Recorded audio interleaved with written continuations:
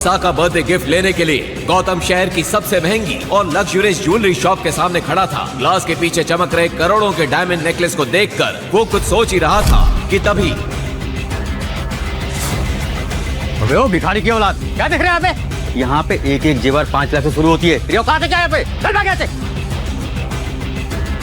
सिर्फ देख ही तो रहा हूँ, देखने के पैसे लगते हैं क्या? तेरी औकात है क्या देखने के? चल निकल। मैं तो सिर्फ सामने खड़ा था, मैंने कुछ नहीं चुराया। अच्छा थाने चल, वहाँ के तेल बिगे डंडे हैं, तुझसे खुद उगलवा लेंगे कि तूने चोरी कैसे की और इतनी सी देर में हार किसने दे आया। चल ले चौड़े से। इंस्पेक्टर साहब, आपको गलत फहमी हो रही है, मैंने कुछ नहीं चुराया। सर गलत फहमी हो रही है आपको इंस्पेक्टर साहब, मैंने कुछ नहीं किया, मैंने कुछ नहीं चुराया। इंस्पेक्टर साहब आप गलत समझ रहे हैं मुझे। पुलिस वाले गौतम को उठाकर थाने ले गए। अरे छोड़ो मुझे, छोड़ो, क्यों पकड़ा है मुझे तुम लोग? छोड़ो। आप गलती कर रहे हैं सर। जा जाके अंदर चुपचाप बैठ जा, वरना मार मार के अधमरा कर दूंगा। और सुन, उस कोने में मत बैठना, अभी तेरे जैसे एक चोर को इतना पीटा है कि साले का मुंह निकल गया है। इंस्पेक्टर साहब, आपको गलत फहमी हुई है, मैं कोई चोर नहीं हूँ, मैं अवनी अग्रवाल का पति हूँ। क्या? अच्छा, तो तू है अग्रवाल फैमिली का वो निठल्ला घर जमाई, अमीर बीवी को लुभाने के लिए चोरी कर रहा था। डालो इसे अंदर। सर प्लीज मेरी बात सुनिए, मैंने कुछ नहीं किया है। देखिए आपको गलत फहमी हो रही है, मैंने कुछ नहीं किया है सर। हेलो अवनी मैम, अरे आप अपने रखेल जैसे पति को पैसे क्यों नहीं देते? यहाँ हमारा काम बढ़ जाता है। क्या हुआ इंस्पेक्टर? अरे आपका मन बहलाने के लिए आपका राजकुमार सुनार की दुकान से चोरी करता हुआ पकड़ा गया। व्हाट? अब ये चोरी भी करने लगा। इंस्पेक्टर, आपको उसे मारना है, पीटना है, आपको जो करना है आप करिए, मैं उसे छुड़ाने नहीं वाली हूँ। पता नहीं दादाजी ने किस चोर को मेरे गले बांध दिया। गौतम को भी अब समझ नहीं आ रहा था कि वो इस लॉकअप से कैसे निकलेगा। उधर इंस्पेक्टर भी उसकी एक भी बात सुनने को तैयार नहीं था और उसी से ज्वेलरी शॉप में चोरी हुई डायमंड नेकलेस निकलवाने के जिद पे अड़ा था।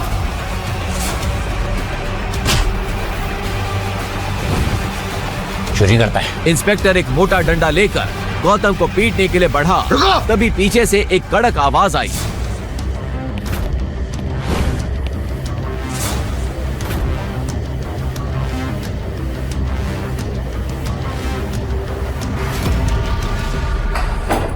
सर, तुम्हारी हिम्मत कैसे हुई?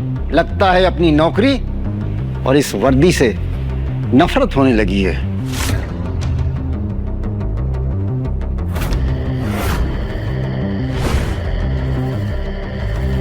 हुकुम, आपको यहां जो परेशानी हुई उसके लिए मैं आपसे माफी मांगता हूं। सर ये आप क्या कर रहे हैं सर? ये अग्रवाल फैमिली का आवारा सा घर जमाई है। सर, ये मित्तल सेठ की दुकान से हीरे का नेकलेस चोरी करते हुए पकड़ा गया है। और तो और इसकी बीवी ने भी इसे छुड़ाने से मना कर दिया है। Shut up! क्यों बेटा, अब तुम्हारा सस्पेंशन नहीं, सीधा टर्मिनेशन होगा। अरे जानते भी हो तुम ये किसको लेकर आए हो यहाँ पर? अरे अगर ये चाहे तो उस जैसे 10 ज्वेलरी शॉप खरीद कर मुझे वहां गार्ड बनाकर बिठा दें। फिर कमिश्नर ने अपने मोबाइल पर उस इंस्पेक्टर को कोई मैसेज दिखाया। वो देखते ही इंस्पेक्टर का चेहरा सफेद पड़ गया। सर मुझसे भूल हो गई, अब मुझे प्लीज माफ कर दीजिए। सर रुको, मुझे क्षमा करें। आइए मैं आपको अपनी गाड़ी से घर छोड़ देता हूँ। ठीक है, मैं ये सब भूल जाऊंगा, लेकिन एक शर्त पे। हुकुम। आपको भी मेरा ये राज भूलना होगा। मेरे इस राज के बारे में कानो कान किसी को खबर नहीं होनी चाहिए, खासकर मेरी बीवी को। हुकुम। गौतम के इतना कहते ही पूरे पुलिस स्टेशन में हंगामा मच चुका था। लेकिन एक सवाल, क्या सच में गौतम कोई चोर था या इसके पीछे कोई गहरा राज छुपा था? और क्यों कमिश्नर ने उसे हुक्म कह के बुलाया? आगे एक ऐसा राज खुलेगा जो आपके होश उड़ा के रख देगा। गौतम जैसे ही थाने से बाहर निकला, एक लग्जरी कार आकर वहां रुकी। उसमें से एक बुजुर्ग शख्स उतरे और उन्होंने गौतम के हाथ में एक छोटा सा बॉक्स दिया।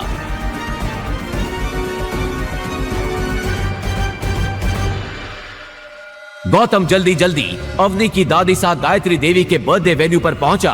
अवनी ने उसे देखा तो चौंक पड़ी।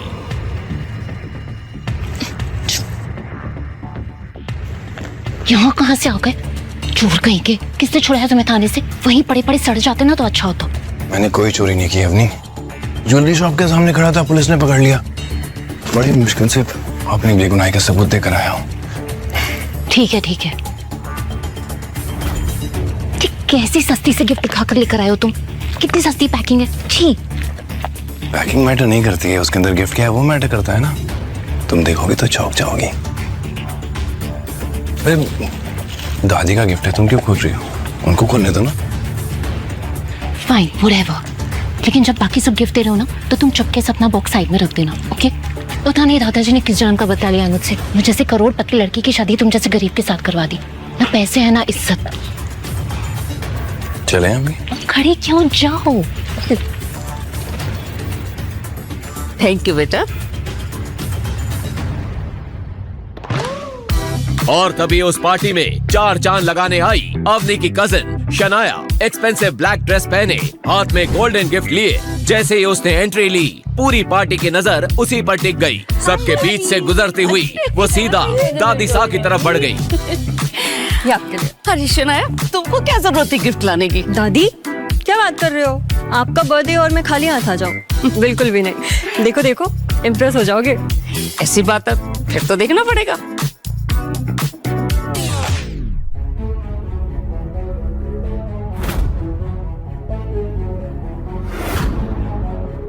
डायमंड पेंडेंट, इतना चमकीला हीरा अपनी 75 साल की उम्र में तो मैंने पहली बार देखा है। शनाया बेटी, तुम तो इस घर की बेटियों से बिल्कुल अलग हो। समझदार और स्मार्ट, बहुत खूबसूरत है, बहुत अच्छा है। ऐसा बोलकर गायत्री देवी ने अवनी की तरफ देखा और अवनी ने शर्म के मारे अपना सिर झुका लिया। ये डायमंड पेंडेंट तो काफी महंगा होगा, है ना श्रेया?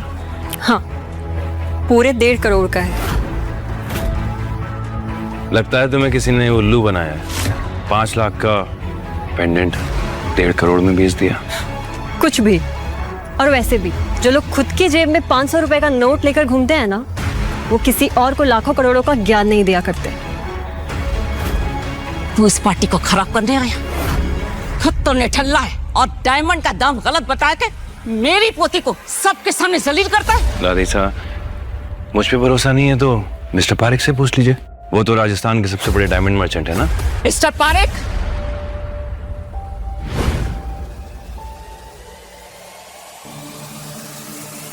देखिए और दाम बताइए।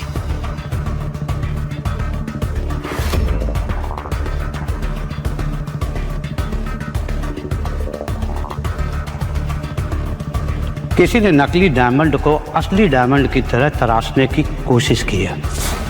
मेरी बरसों की पारखी नजर धोखा नहीं खा सकती। किसी ने सनाया जी को ठग लिया है। अब किसी ने सनाया जी को ठगा है या फिर वो खुद बड़ा चढ़ा के इसके पैसे बता रही हैं, ये तो शनाया जी ही जाने। सनाया जी, अब आप बताएंगे कि मैं बताऊं? अरे मिस्टर पारेख, मैं ही बता देता हूं।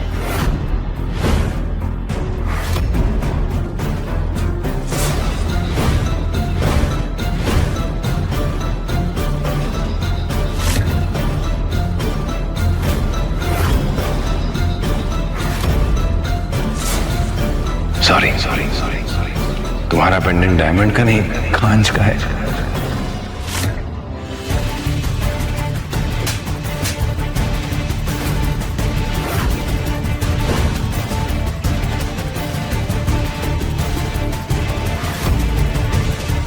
तेरी इतनी औकात कि मेरी पोती के लिए बोले? तो क्या गिफ्ट लेके आया ठल्ले, वो बताओ।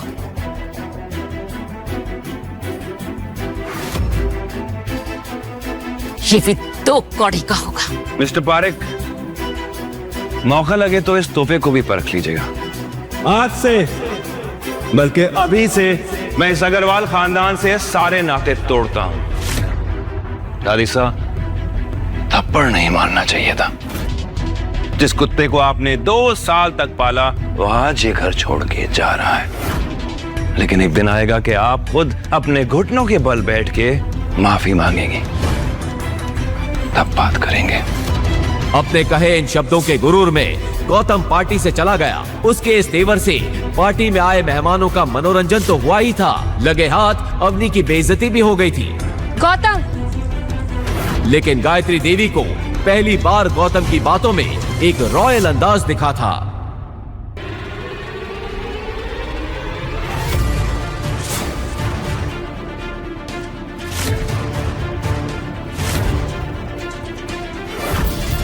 गौतम, अरे गौतम को रोको कोई, गौतम को रोको कोई। अवनी के लिए दिल में प्यार था, इसलिए गौतम ने उसे माफ कर दिया। लेकिन बाकी परिवार और दादी सा के लिए उसके दिल में गुस्से की चिंगारी अभी भी जल रही थी। अगले ही दिन अपने जख्मों को मुस्कान के पीछे छुपाए और अपनी खटारा साइकिल उठाकर गौतम अवनी के दोस्तों को लेने एयरपोर्ट चला गया।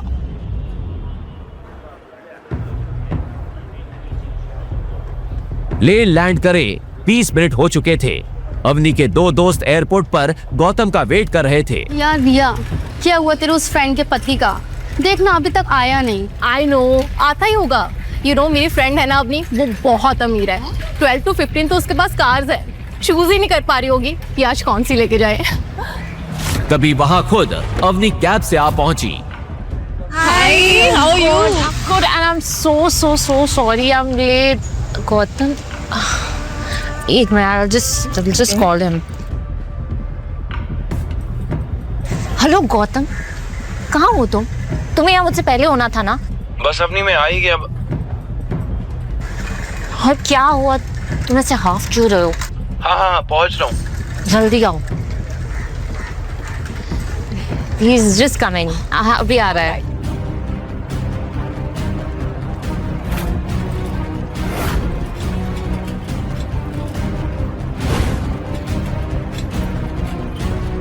सॉरी, थोड़ा लेट हो गया। गौतम को देख रिया को तो यकीन ही नहीं हो रहा था कि कोई इंसान साइकिल पर किसी को लेने एयरपोर्ट कैसे आ सकता है, और अवनी तो शर्म से पानी पानी हो रही थी। छी अवनी, तेरा ये भिखारी पति अभी तक भिख मंगा है, हमें एयरपोर्ट पे लेने अपनी खटारा साइकिल पे आ गया। छी, ये अवनी का पति है? मुझे तो लगा कोई भिखारी है। ये साइकिल वही थी जिससे गौतम दूल्हा बनकर अपने ससुराल में आया था, और जिसे देख सब हंस हंस के लोटपोट हो गए थे। अवनी की कजन शनाया ने तो उसका बड़ा मजाक बनाया था। वाह, क्या बात है दीदी, तुम्हारा दूल्हा तो कमाल का है। दूसरों के दूल्हे कार से, हेलीकॉप्टर से एंट्री लेते हैं, तुम्हारा वाला तो मस्त साइकिल से आया है। अवनी, अभी भी समय है, भाग जा इस शादी से, वरना आज तो तेरी फैमिली तुझ पे हंस रही है। कल को ये पूरा शहर इस बात का मजाक उड़ाएगा कि इतनी खूबसूरत और करोड़पति पत्नी का पति एक भीख मंगा है।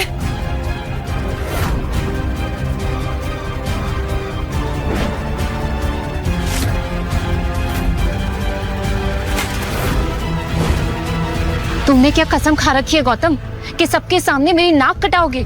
मेरी करोड़पति फ्रेंड्स को एयरपोर्ट पे लेने के लिए साइकिल से आए हो, तुम्हें शर्म नहीं आती? मैंने कहा था ना, घर से गाड़ी लेकर आना तुम। अवनी, जब मैं घर गया ना तो एक गाड़ी खड़ी थी, और जब मैं चाबी लेने गया तो बड़े वाले नौकर ने बोला कि ये गाड़ी नहीं ले जा सकते। तो मैं क्या करता? God, I can't with you, Gautam. You know, तुम वो घंटा हो जैसे कोई भी बजा के चला जाता है। घंटा? घर के जमाई होने के बाद भी घर के नौकर तुम्हें डांट लगा के चले जाते हैं। You know why? क्योंकि तुम एक फटेहाल भिखारी हो। अरे गाड़ी नहीं थी तो कैब से आ जाते ना। पैसे नहीं थे मेरे पास, सिर्फ 75 रुपए थे। फिर मैंने सोचा मैं यहाँ आके तुमसे पैसे ले लूंगा। You know what? थोड़े पैसे मुझसे ले लो और जाके जहर लेकर आ जाओ।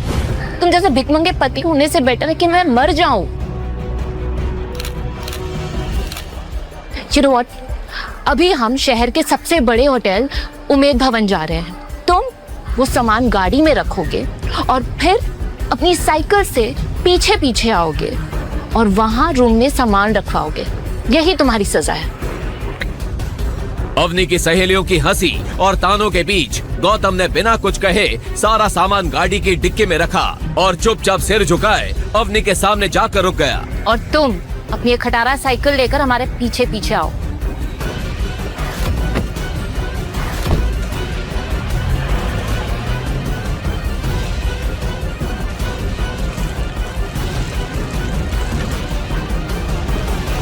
अवनी की फ्रेंड रिया और उसकी फ्रेंड्स उस होटल के रिसेप्शन पर पहुंचे। उसे देख होटल का मैनेजर पूरे अदब के साथ बोला, खम्बा खड़ी मैडम, बताइए मैं आपके लिए क्या सेवा कर सकता हूँ। मुझे आपके होटल में एक कमरा चाहिए आज के day. 1 minute madam. I am sorry madam, दरअसल खुद सीएम साहब अपनी पार्टी के लोगों के साथ यहाँ पर रुके हुए हैं, तो हमारे पास कोई भी रूम खाली नहीं है। क्या? मैं आपको 10 गुना ज्यादा पैसे देने के लिए रेडी हूँ। आप प्लीज एक कमरा अरेंज करके दीजिए। सिर्फ आज नहीं, अगले 3 दिनों तक हमारे पास कोई भी रूम खाली नहीं है, क्योंकि सीएम साहब अगले 3 दिनों तक यहाँ पर रुके हुए हैं। आप जानते हैं मैं कौन हूँ, देखिए आप कुछ भी करिए और मेरे फ्रेंड्स को एक कमरा अरेंज करके दीजिए please. I am sorry madam, जब तक सीएम साहब यहाँ पर रुके हुए हैं मैं आपको रूम अरेंज नहीं कर पाऊंगा, तो प्लीज आप किसी दूसरे होटल में मैनेज कर लीजिए। क्या यार रिया, तू तो बहुत बड़ी बड़ी बातें बोलती थी अवनी के बारे में कि इस शहर के सबसे बड़े खानदान से है, और ये क्या, एक रूम तक अरेंज नहीं कर पाई। हाँ यार अवनी, मुझे सच में लगा था तू है तो सब सही होगा, लेकिन ये क्या। I am sorry guys, trust me, अगर ये सीएम का इशू नहीं होता ना तो हम इसी होटल में रुकते। पास में एक टेन है। वेल, इस होटल जैसा तो नहीं है पर वो भी काफी अच्छा है। Let's go there please. Let's go. वो कुछ कदम आगे चले ही थे कि गौतम वहां आ पहुंचा। सॉरी, वो देर हो गई, सॉरी, बहुत लंबी चढ़ान आ गई थी। तुम लोग अभी तक चेक इन नहीं किया? क्या हुआ, सब ठीक तो है ना? सब ठीक कैसे होगा? मेरे दिन की शुरुआत तुम्हारी शक्ल देखकर जो होती है, जब से तुम आए हो ना कुछ सही नहीं है। काश तुम्हारी जगह इस मैनेजर से शादी कर ली होती तो आज कुछ जुगाड़ हो जाता। अरे सर, सर आप यहाँ?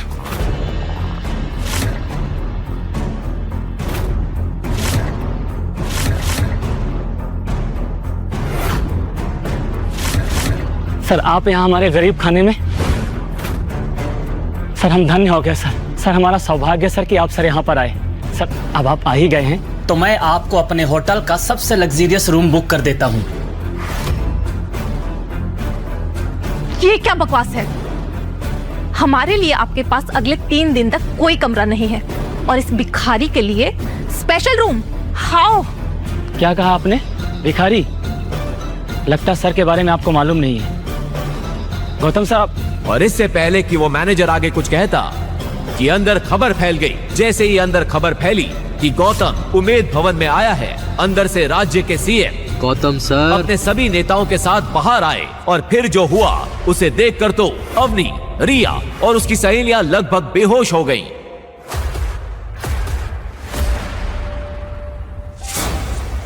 गौतम सर कैसे हैं सर आप? सर तो आखिरकार आपसे मुलाकात हो गई। सब सच कह रहे थे, आज मेरा और मेरी पार्टी का लकी डे है सर। इलेक्शन आ रहे हैं सर, आपकी कृपा दृष्टि हम पर बनाए रखिएगा सर। पूरे राज्य में सब एक ही बात कहते हैं सर, जिसके सर पर गौतम जी का हाथ है उसी की सरकार, उसी का विकास है। बस गौतम सर आपसे सहयोग की आवश्यकता है। अपनी इतनी खातिरदारी देखकर जहां गौतम अनकंफर्टेबल फील कर रहा था, वहीं दूसरी ओर अवनी और उसके दोस्त हैरान थे कि गौतम के आगे राज्य का चीफ मिनिस्टर और शहर के सबसे बड़े 5 स्टार होटल का मैनेजर हाथ जोड़े खड़े थे। तभी गौतम ने आंखों ही आंखों में उन दोनों को कोई इशारा किया। इशारा पाते ही सीएम की टोली अपने रास्ते निकल गई। उनके जाते ही गौतम सबसे हिचकिचाते हुए बोला, क्या चल रहा है इस होटल में? पता नहीं लोग मुझे कौन सा गौतम समझ रहे हैं। तभी तो मैं ये सोचूं कि गौतम जैसे भिखमंगे के साथ सीएम सर हाथ क्यों मिला रहे थे। जमाई जी, जमाई जी, जमाई जी। और तभी वहां भागती हुई अवनी की दादी गायत्री आ पहुंची।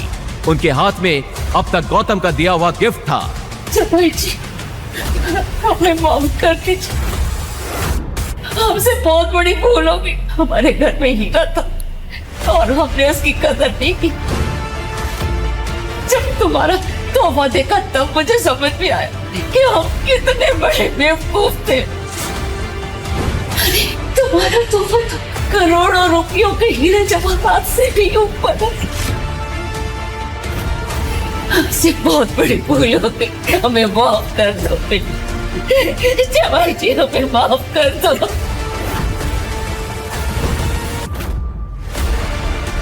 ओ दादी, गौतम ने ऐसा क्या खजाना दे दिया आपको कि आप दौड़ी चली आई यहाँ पर? दिखाओ जरा, एक मिनट। जब अवनी और उसके दोस्तों ने वो तोहफा खोला तो सबकी हवाएं उड़ गईं। आखिर ऐसा क्या गिफ्ट दिया था गौतम ने? क्या सच में गौतम कोई बड़ा आदमी है? अगर है तो वो कौन है? कोई माफिया, पॉलिटिशियन, बिजनेसमैन या कहीं का किंग? लेकिन अगर वो इतना अमीर और पावरफुल है तो ऐसे गरीबों और लीचड़ों वाली लाइफ क्यों जी रहा था? आगे की कहानी जानने के लिए देखिए अगला एपिसोड सिर्फ पॉकेट एफएम के यूट्यूब चैनल पर, और रॉयल वारिस के सारे एपिसोड्स को सुनने के लिए डिस्क्रिप्शन में दी लिंक से डाउनलोड करें पॉकेट एफएम ऐप।